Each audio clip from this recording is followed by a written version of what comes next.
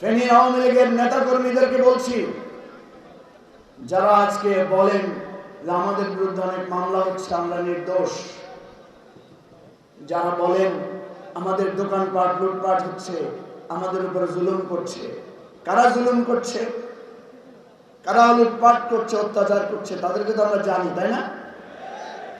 কিন্তু ভাইসারা, আপনাকে এই দুর্ভোগের জন্য আপনাদের নেত্রী শেখ হাসিনা দায়ী।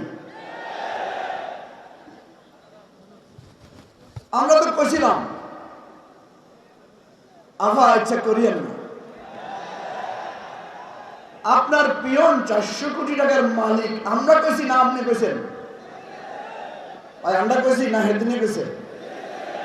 হেবেডি নিজে স্বীকার করছে আমার পিয়ন লুটপাট করে 400 কোটি টাকা মারিয়ে গেছে। আমি মনে করছি উনি বাড়াই তুলে তুলে করছে, ওনার বাবা যেরকম 3 লক্ষ কোটি 30 লক্ষ কইছে, আমি মনে করছি উনি ভুলে কইছে।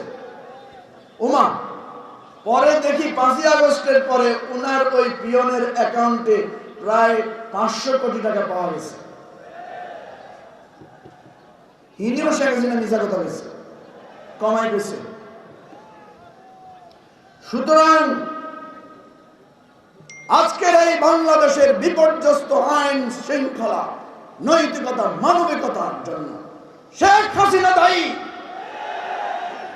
আপনাদের যদি কোনো ক্ষোভ হয়, রাগ হয়, অভিমান হয়, বিক্ষোভ হয়, আওয়ামী লীগের বন্ধুদেরকে বলবো শেখ হাসিনার বিরুদ্ধে সকাল বিকাল বদদুয়া করবেন আপনারা। কারণ আপনাদের নেত্রী আপনাদের হালাই হেলিকপ্টার করে, প্লেনে করে হালাই গেছে।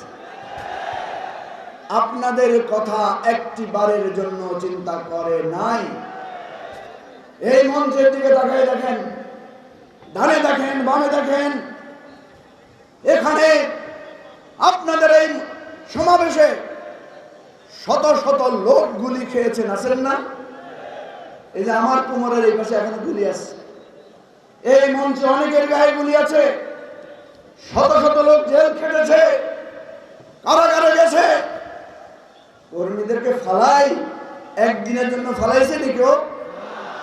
আরে শেখ হাসিনা আপনাকে আন্ডার সোনাগাজীর বা আন্ডার লেমুয়ার ইউনিট সভাপতিত্ব তো খারাপ না, একটা ইউনিট সভাপতি তো তার কর্মীরা ফলাই পালাই যায় নাই।